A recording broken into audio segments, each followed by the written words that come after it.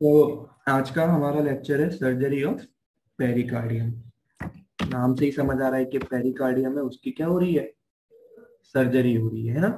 क्या होता है पेरिकार्डियम, क्या चीज है। और हम जानते हैं कि हमारी हार्ट है ना, जो हमारा हार्ट है वो तीन मसल से बन के बनता है। Pericardium, the middle one myocardium and the inner one endocardium. यानी इसमें ये समझ आ रहा है जो हमारी आउटर वन लेयर है इसकी हम सर्जरी कर रहे हैं, है ना यार। ये मतलब क्या सर्जरी कर रहे हैं, इसको हटा रहे हैं, क्या कर रहे हैं वो बात की कहानी है, लेकिन अब इतना समझ आ रहा है कि पेरिकार्डियम की सर्जरी कर रहे हैं। सर्जरी में क्या करेंगे, सर्जरी में हम ये करते हैं कि इस पेरिकार्डियम को हटा देते हैं, रिमूव कर देते हैं, ठीक है ना। फिर जैसे ही मैं एक क्वेश्चन बोलता हूँ कि पेरिकार्डियम को रिमूव कर देते हैं, बहुत सारे डाउट्स माइंड में एकदम आ रहे होंगे।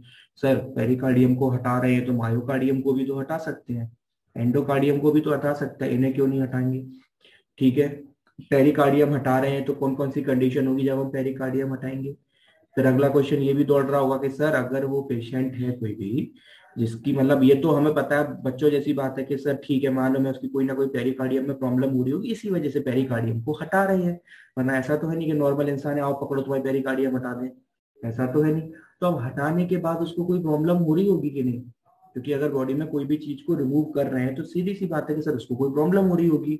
क्या प्रॉब्लम होगी अगर हम हटा देंगे, उसके बाद क्या कंडीशंस होंगी, प्लस फिर पेरिकार्डियम के फंक्शंस क्या क्या हैं, किस तरीके से। तो हम सबको एक एक क्वेश्चन को, हम कोई भी क्वेश्चन नहीं छोड़ेंगे, आपके हर किसी का आंसर देंगे। अब जितने भी मैंने अभी तक ये क्वेश्चन बोले ना, ये एक भी क्वेश्चन इसको आपको इसके आगे सर्जरी और पेरिकार्डियम में नहीं लिख के आना है ना। उसमें तो हम ये लिख के आएंगे कि पेरिकार्डियम सर्जरी करते कैसे हैं, क्यों करते हैं, क्या कॉम्प्लिकेशन है। जो मेजर क्वेश्चन है जो मेरे दिमाग में आ रहे थे जब मैंने पढ़ा था, तो वही क्वेश्चंस मैं आपको बताऊंगा कि हाँ ऐसा क्यों। लेकिन सबसे पहले हम समझ लेते हैं कि हार्ट की तीन मसल्स होती हैं, पेरिकार्डियम, मायोकार्डियम एंड एंडोकार्डियम।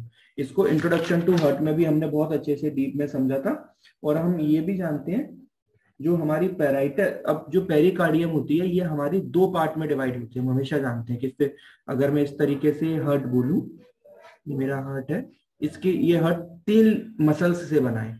सबसे जो अंदर लेयर है वो एंडोकार्डियम है, उसके ऊपर जो है वो मायोकार्डियम है, ठीक है ना।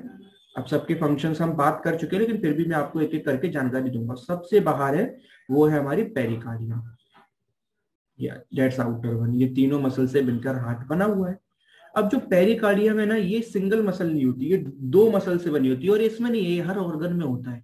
हर ऑर्गन में जो भी आउटर होती है वो हमेशा दो लेयर से मिलकर बनी होती है मसल, दो लेयर से। कौन सी, हमेशा जानते हैं सर हम, वो तो हम जानते हैं, that is parietal and visceral, parietal and visceral, ठीक है। Parietal that's outer one, visceral that inner one. अगर ये इसको मैं, जब इसको मैं माइक्रोस्कोपली देखूंगा एंडोकार्डियम को, तो it's made of two layer. Which layer? The outer one is we called as pericardium. Oh, sorry, parietal. And the inner one we called as visceral. ये किसकी माइक्रोस्कोपी कर रहे हैं हम, डेट्स पेरिकार्डियम की, ठीक है। अब क्या होता है जब ये पैराइटल विसरल क्यों ऐसी दो लेयर में बनी होती है, ये इस सर्जरी में कहीं नहीं है, मैं आपके बेसिक नॉलेज के लिए बता रहा हूँ, क्योंकि सर्जरी में ये थोड़ा ना बताएंगे कि पेरिकार्डियम क्या, वहां तो ये टॉपिक है पेरिकार्डियम को हटा क्यों रहे, ये मैं आपकी नॉलेज के लिए बताते जा रहा हूँ, ठीक है। तो अच्छे से सुनो, पैराइटल और विसरल क्या दो लेयर क्यों होती हैं, ये इसलिए होती हैं क्योंकि इसका, इसके अंदर एक फ्लूइड भरा होता है। यानी ये जो स्पेस दिख रहा है ना, देखो ये बाहर की पैराइटल है, ये विसरल है, इनमें एक फ्लूइड भरा होता है। और ये इसमें नहीं है, लंग्स की हो, किसी की भी हो, सबकी आउटर लेयर में इस तरीके से होता है और सब में फ्लूइड भरा होता है। वो फ्लूइड का काम क्या होता है कि फ्रिक्शन ना प्रोड्यूस हो, वो फ्रिक्शन को रोकने के लिए, क्यों, क्योंकि ये आउटर लेयर है, इसका काम क्या, प्रोटेक्ट करना। तो जब भी क्या ये रब होगी, और अगर ये इसके अंदर अगर ये फ्लूइड नहीं भरेंगे तो ये क्या, जब भी ये मायोकार्डियम से अटैच होगी तो एक फ्रिक्शन रब क्रिएट करेगी, फ्रिक्शन होगा, और जिस वजह से उसको क्या होगा, पेन फील होगा। तो इसमें जो ये इनर वन होता है इसको बोलते हैं सैक, SAC, सैक। इसके अंदर फ्लूइड भरा होता है, उस फ्लूइड को क्या बोलेंगे, सीधी सी बात है,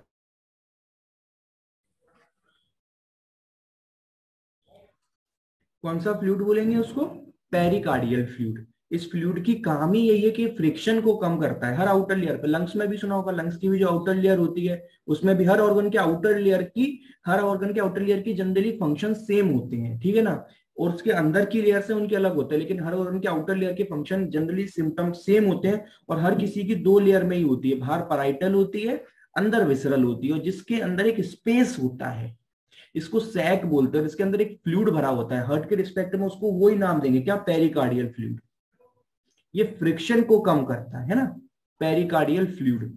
अगर हमने ध्यान है, इससे पहले हम रोमेटिक फीवर पढ़ के आए थे, और रोमेटिक फीवर में हमने बहुत डीप में पढ़ा था कि रोमेटिक फीवर में आपकी हार्ट की तीनों मसल्स डैमेज हो रही थी। ऐसा तो नहीं है, वहां एंडोकार्डियम भी डैमेज हो रहा था, मायोकार्डियम भी डैमेज हो रहा था, और आपकी पेरिकार्डियम भी डैमेज हो रही थी। जो पेरिकार्डियम यानी दैट आउटर वन डैमेज हो रही थी, उसको बोल रहे थे पेरिकार्डाइटिस।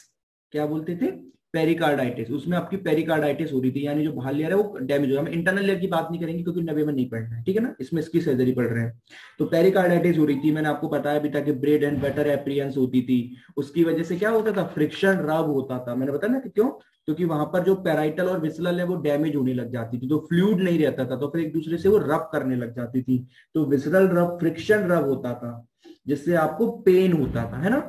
तो अब ये समझ आ गया कि rheumatic fever is also a condition where surgery of pericardium is done.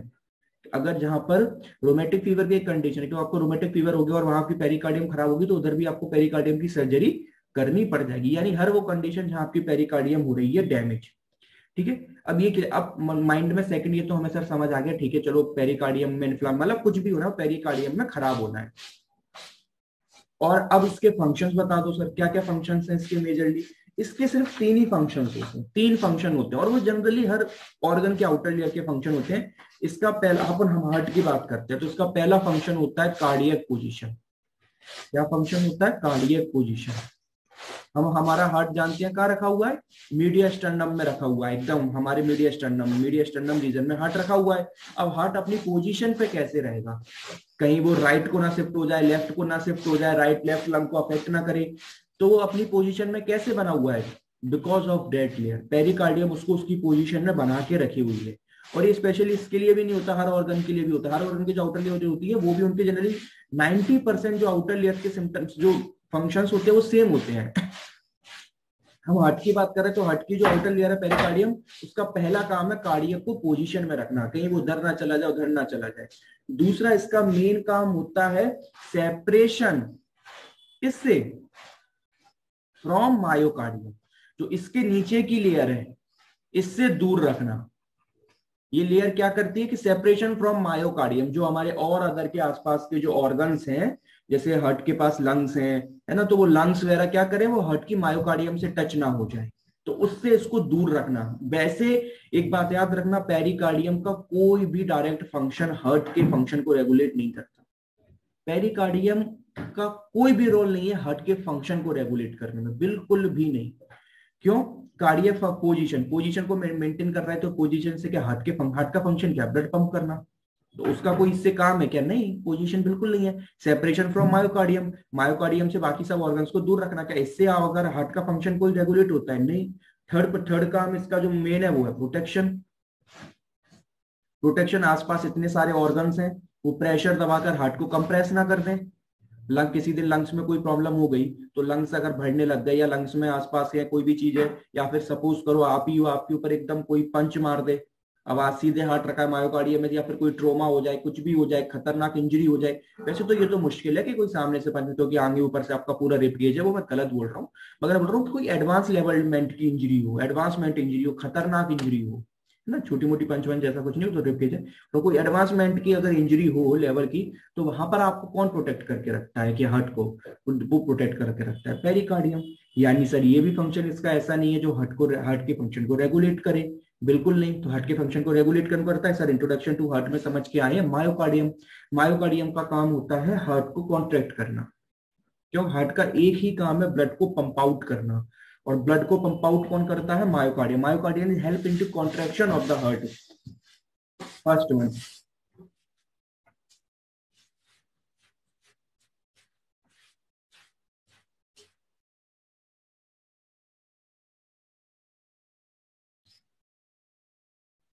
तो ये तीनों काम कहीं भी ऐसे नहीं है जो हार्ट के फंक्शंस को रेगुलेट कर रहे हैं। हार्ट का जो मेन फंक्शन है ब्लड को पंप करना, वो करती है मायोकार्डियम, ठीक है। हम बात कर चुके हैं कि मायोकार्डियम उस काम को करती है, क्योंकि मायोकार्डियम हार्ट मसल को कॉन्ट्रैक्ट करने में हेल्प करती है। फिर दैट एंडोकार्डियम, एंडोकार्डियम का क्या काम होता है सर? एंडोकार्डियम हार्ट की इनर लेयर बनाती है। जितना भी जो ब्लड रेगुलेशन हो रहा है वो एंडोकार्डियम के अंदर ही तो होता था। एंडोकार्डियम ही थी जो हमारी क्या वॉल्व की लेयर बना रही थी। जब हमने रोमेटिक फीवर पढ़ा, रोमेटिक फीवर में जब हमने एंडोकार्डियम को खराब करा तब हमने बोला था कि वॉल्व डैमेज होते थे। और स्पेशली एंडोकार्डियम के लिए तो पूरा चैप्टर पढ़ के आए थे, endocarditis, infection of the endocardium. वहां पर हमने बात करी थी कि जो एंडोकार्डियम का पूरा पूरा इन्फेक्शन हो रहा था और वो बहुत खतरनाक कंडीशन थी। क्यों? क्योंकि इनर लेयर, और हमने बात भी करा था कि क्यों जो एंडोकार्डाइटिस कॉमन है पेरिकार्डाइटिस से ज्यादा। क्यों? क्योंकि एंडोकार्डाइटिस कब होगा? अगर कोई भी इन्फेक्शन ब्लड में हुआ तो ब्लड तो डायरेक्ट कॉन्टेक्ट एंडोकार्डियम के आता है ना, एंडोकार्डियम के तो इन्फेक्शन एंडोकार्डियम। लेकिन कोई इन्फेक्शन सपोज करो बाहर से आ जाए, जैसे रोमेटिक फीवर, वो तो बाहर से आ रहा था ना, बैक्टीरिया आ रहा था ना, वो तो ऊपर से। अब रोमेटिक फीवर था, रोमेटिक फीवर था क्या? ऑटो इम्यून था, वहां पर हमारी एंटीबॉडीज हमारी सेल को मार रही थी, तो उसके लिए अंदर बाहर तो जैसा कोई ब्लड का रिलेशन है ही नहीं। तो सारी ऐसी कंडीशन जहां पर जो आपका इन्फेक्शन है वो डायरेक्ट बाहर से आए, इन अंदर से ना आकर, समझ रहे हैं? या फिर कोई ऐसे जिस रोमेटिक फीवर जैसा ऑटो इम्यून डिसऑर्डर की जहां पर वो सारी की सारी तीनों लेयर को डैमेज कर रही है, तब पेरिकार्डियम डैमेज होगी। पेरिकार्डियम का डैमेज होना इट्स नॉट क्वाइट कॉमन।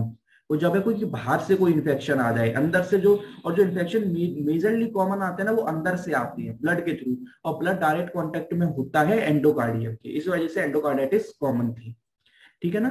हम जैसे रोमेटिक फीवर में पेरिकार्डाइटिस है, और भी कई ऐसी कंडीशन होती है जहां बाहर से इन्फेक्शन आ जाए, हम उनकी बात करेंगे क्या क्या हो सकता है, क्यों पेरिकार्डियम को हटाना है। अब सेकंड वन पॉइंट आता है कि सर अगर किसी को एंडोकार्डाइटिस तो अब बताओ हार्ट की अगर इनर लेयर को ही हटा दोगे तो हार्ट में बचा क्या? फिर सब वॉल वॉल हटा दोगे क्या? नहीं हटा सकते पॉसिबल। मायोकार्डियम हटा दोगे क्या?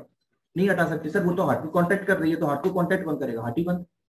फिर सर पेरिकार्डियम को हटा सकते हैं क्या? हटा सकते हैं, बिल्कुल हटा सकते हैं। जो भी सर इससे हार्ट के फंक्शंस नहीं बिगड़ेंगे, कार्डियक पोजीशन है इसका काम करना, इसको मायोकार्डियम से अलग रखना, प्रोटेक्ट करना, ठीक है, हार्ट के फंक्शंस नहीं बिगड़ेंगे, बाकी जो एक प्रोटेक्शन के लेवल पे चीज है वो डिस्टर्ब होगी। तो हटा कब रहे हैं सर हम सर जब हटा रहे हैं जब पेरिकार्डियम ऑलरेडी खराब है। यानी एक क्वेश्चन आता है, can we survive without pericardium? तो लिख तो क्या बोलना है कि pericarditis is not essential for normal heart function. जो हमारी पेरिकार्डियम है वो नॉर्मल हार्ट फंक्शन के लिए जरूरी नहीं है। और क्या कि ड्यूरिंग पेरिकार्डाइटिस, जब हमारे पेरिकार्डियम में इन्फेक्शन होता है, already lost so remaining function, हम क्या उससे पहले ही बहुत लॉस्ट कर चुकी हैं। अब यानी पहले पेरिकार्डियम डैमेज हो चुकी है ना, तभी तो हम उसकी सर्जरी कर रहे हैं। जब हम पहले बहुत ज्यादा डैमेज हो चुकी है तभी हम उसे हटा रहे हैं। तो pericardial already lost, so remaining it does not make the situation worst. ठीक है ना? अगर उसको हटा भी दोगे तो इतनी कोई सिचुएशन वर्स्ट नहीं होती, क्योंकि पहले ही आपकी क्योंकि खराब हो चुकी है ना। और वो सारे हम कॉम्प्लिकेशंस पढ़ेंगे कहाँ कहाँ कंडीशन पे पेरिकार्डियम आपकी खराब हो रही है। ठीक है? तो अब आपको इतना ही जो हमने बहुत बेसिक क्लियर करा था, जिससे आपको बिल्कुल कंफ्यूजन ना हो, क्योंकि बहुत माइंड में कंफ्यूजन आते हैं कि पेरिकार्डियम की सर्जरी क्यों पढ़ना है, मायोकार्डियम और एंडोकार्डियम की क्यों नहीं पढ़ना। तो वो भी मैंने डाउट क्लियर करा है ना। पेरिकार्डियम कहाँ कहाँ पढ़ना है, इसको हटाने से तो ए टू जेड हमने आपके माइंड में कोई डाउट नहीं रहने दिए। एक क्वेश्चन और आता है कि ये इसकी मोर्टेलिटी रेट क्या है ना, कितने, यानी मोर्टेलिटी रेट इसकी अगर कितने, इसकी 23% मोर्टेलिटी रेट है लगभग। यानी इसका मैं अगर उल्टा कह दूं तो लगभग 77% इसकी सर्वाइवल रेट है ना। इसकी जो अगर ये सर्जरी करोगे तो लगभग 23% मोर्टेलिटी रेट, मतलब क्या कि अगर 100 लोगों की सर्जरी हो रही है तो 23 लोग मर जाएंगे, है ना। 23% की मोर्टेलिटी रेट है इसको सर्जरी करने को। इसकी अगर आपसे पूछोगे कि इसकी सर्वाइवल रेट क्या है, तो ऐसा देखा गया है कि 91% चांस है कि आप 1 साल तक जियो इस सर्जरी के, 1 ईयर तक। 85% लोगों में देखा गया है कि वो 5 ईयर्स तक जी रहे हैं, और लगभग 81% लोगों में देखा गया है कि वो 10 ईयर्स तक सर्वाइव कर गए हैं। ठीक है ना?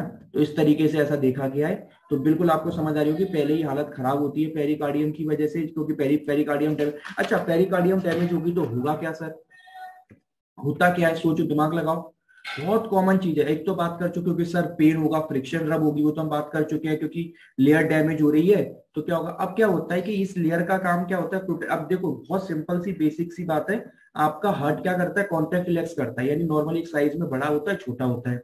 ठीक है, मायोकार्डियम कॉन्ट्रैक्ट रिलैक्स करते हैं, ये उसके हार्ट के ऊपर कवर होती है। तो जब भी हार्ट छोटा कॉन्ट्रैक्ट करता है, रिलैक्स करता है, उसके साथ ये वाली लेयर भी क्या, कैसे स्ट्रेच होती है, रिलैक्स होती है, स्ट्रेच होती है, रिलैक्स होती है। जब भी पेरिकार्डियम खराब हो जाती है उसका यही फंक्शन लूज हो जाता है। वो कैसी होने लग जाती है, एकदम कॉन्ट्रैक्ट हो जाती है, टाइट हो जाती है। टाइट होने की, अब वो टाइट हो गई, अब क्या होगा, जब मायोकार्डियम अपने आप को रिलैक्स करने की कोशिश करेगी, कॉन्ट्रैक्ट करेगी, तो ये होगी नहीं, ये उसको टाइट कर देगी, मतलब ये रिलैक्स ही नहीं कर देगी, हार्ट को रिलैक्स नहीं करने देगी, यानी ये हार्ट के फंक्शन को डिस्टर्ब कर देगी।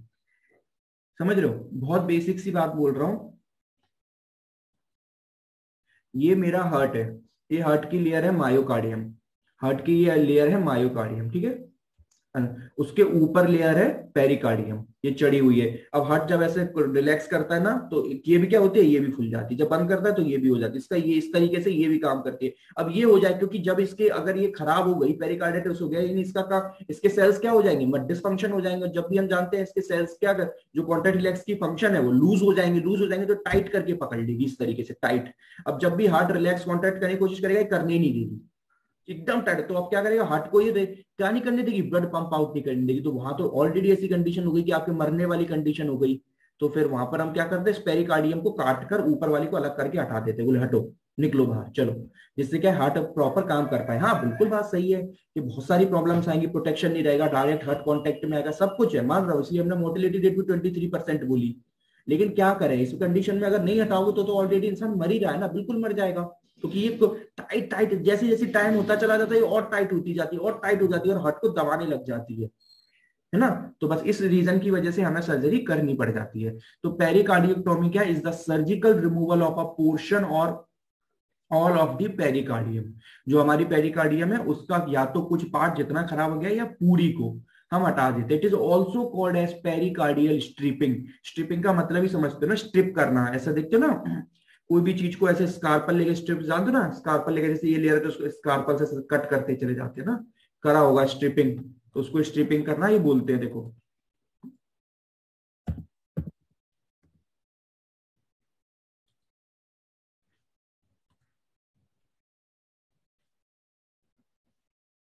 ये दिख रहा है इसमें ये आउटर लेयर छिड़ी है, इसको हमने हटाकर ये देखो, ये पूरा स्ट्रिप आउट कर दिया, और ये मायोकार्डियम दिखने लगी, पूरा बाहर निकाल दिया, क्लियर। और पूरा ऊपर से लेके नीचे तक हमने इसमें करा है, ठीक है। ये देखो, ये थिकन पेरिकार्डियम थी, इसको हमने बाहर कर दिया, अलग कर दिया, कट अवे, ये रही, ठीक है।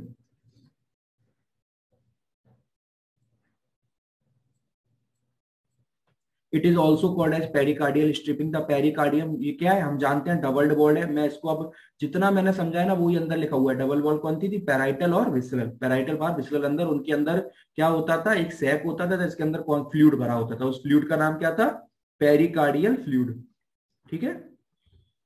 पेरिकार्डियल फ्लूइड, जिसका काम क्या है, फ्रिक्शन को रिड्यूस्ड करना, ठीक है, पेन ना होना। तो मोस्ट कॉमन जो रीजन होता है पेरिकार्डियोटॉमी का, वो क्या होता है, कॉन्स्ट्रिक्टिव पेरिकार्डाइटिस, यानी इन्फेक्शन, यानी इन्फ्लामेशन या infection in the pericardium which cause a constructive in nature. Constrict मतलब टाइट कर देना, जो कि हार्ट को क्या नहीं करने देगी, कॉन्ट्रैक्ट रिलैक्स नहीं कर देगी, एकदम चिपक जाएगी। कॉन्स्ट्रक्टिव बोलते हैं ना, कोई चीज एकदम कॉन्ट्रैक्ट हो गई, कंस्ट्रक्टिव हो गई, चिपक गई, टाइट करके स्टिच हो गई, उससे क्या होगा, तो उसके जो नॉर्मल फंक्शंस है, जब नॉर्मली जब उसको रिलैक्स और कॉन्ट्रैक्ट होना चाहिए पेरिकार्डियम, वो अब नहीं हो पाएगी। तो where pericardium becomes stiff, stiff tight हो जाएगी और कैल्सिफाइड होकर चिपक जाएगी मायोकार्डियम से।